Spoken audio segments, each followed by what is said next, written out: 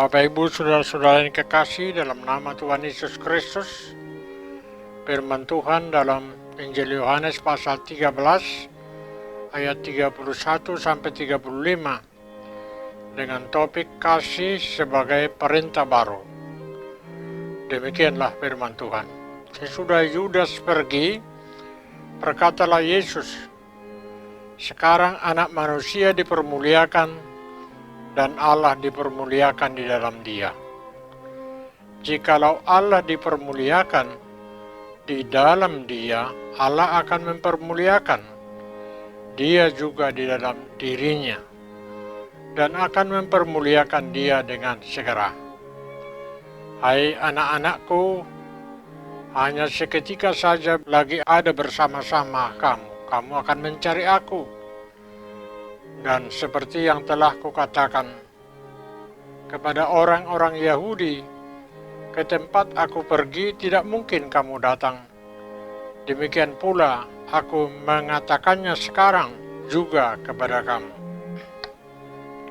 Aku memberikan perintah baru kepada kamu, yaitu supaya kamu saling mengasihi.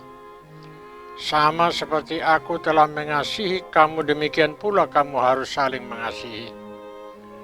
Dengan demikian semua orang akan tahu bahwa kamu adalah murid-muridku, yaitu jikalau kamu saling mengasihi." Saudara-saudara yang terkasih dalam nama Tuhan Yesus Kristus, firman Tuhan yang menjadi perenungan bagi kita pada minggu ini yaitu tentang perintah baru supaya kita saling mengasihi. Tema mengasihi ini tentu menjadi tema yang sering sekali kita dengarkan. Namun teks ini Yesus berkata bahwa mengasihi itu merupakan perintah baru. Mari kita melihat dua hal yang penting dari perintah baru yang disampaikan Yesus ini dalam khotbah hari ini.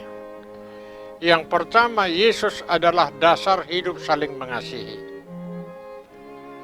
Kehadiran Yesus di tengah-tengah dunia ini menjadi wujud nyata kasih Allah supaya setiap orang yang percaya beroleh keselamatan yang kekal.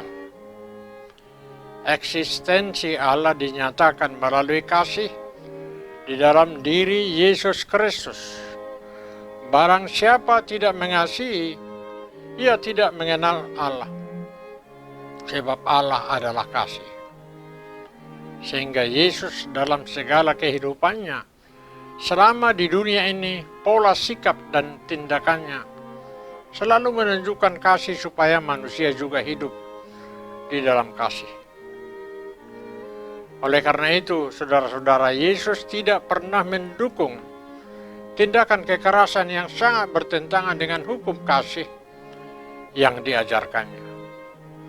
Kasih Yesus sangat jelas terlihat dalam setiap relasinya dengan siapapun. Yesus memang mempunyai relasi yang sangat dekat dengan sahabat-sahabatnya, para murid dan sanak saudaranya. Tetapi ia selalu membangun hubungan atau relasi yang sangat baik kepada semua orang.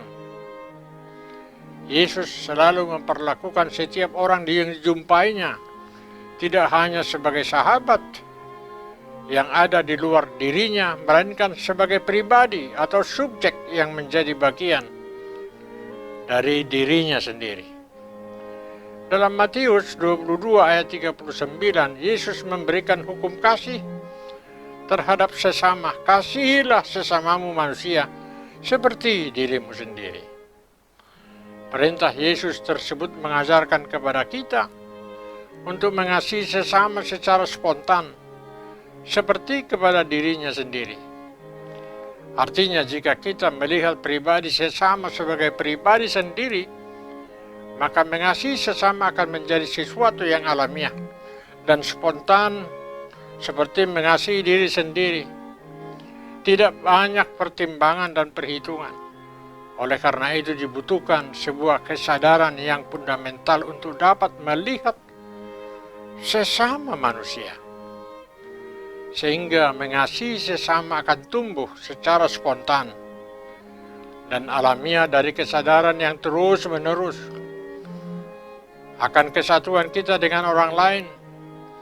Seperti perumpamaan Yesus tentang orang Samaria yang murah hati. Hukum kasih yang diajarkan Yesus sungguh membuat perubahan radikal dalam tatanan kehidupan sosial yang penuh ketidakadilan. Ia telah menjungkir balikan dan meruntuhkan tembok-tembok pemisah dalam relasi sosial saat itu yang sangat membedakan kaum miskin dan penguasa. Yesus juga dengan sangat radikal membebaskan orang dari penyakitnya. Dia tidak hanya menyembuhkan berbagai penyakit secara fisik, tetapi juga menyelamatkan jiwa yang tertindas karena ketidakadilan.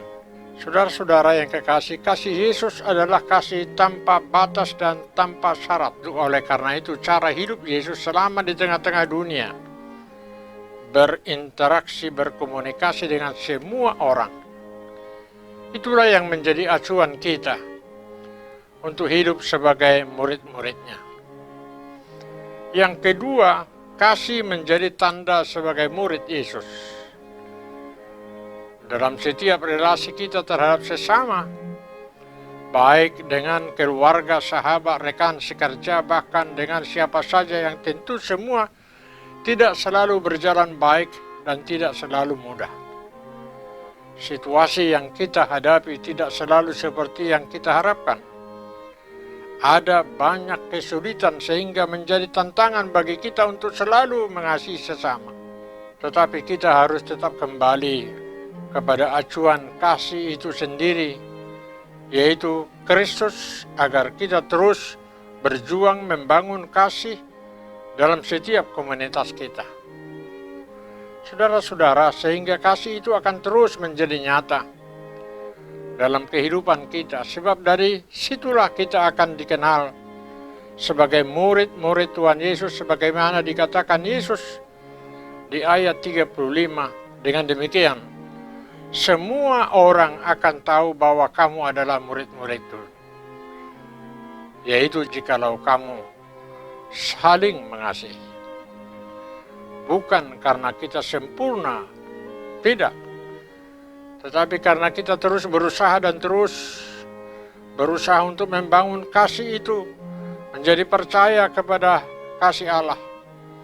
Itulah yang menggerakkan untuk terus berusaha membangun kasih dalam keluarga, gereja, dan juga masyarakat.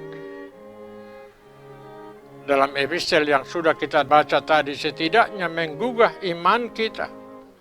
Bagaimana kita terus membangun kasih dalam komunitas kita dengan beberapa bentuk nyata dari mengasihi sesama, yaitu meninggalkan panen bagi orang lain yang membutuhkan, dan jangan mencuri, jangan berbohong, dan jangan berdusta, jangan bersumpah dusta atas nama Tuhan Allah, jangan memeras sesama, jangan merampas hak orang lain, jangan mengutuki orang lain, jangan berbuat curang, jangan memfitnah, jangan mengancam hidup orang lain, jangan membenci saudaramu, jangan menaruh dendam terhadap sesamamu.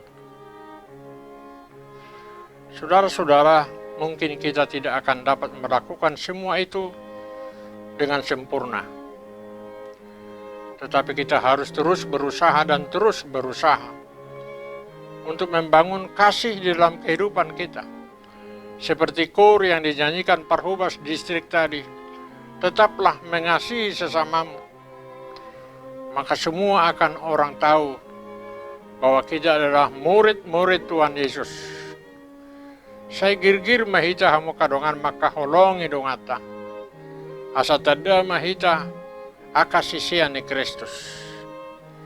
Selamat hari Minggu.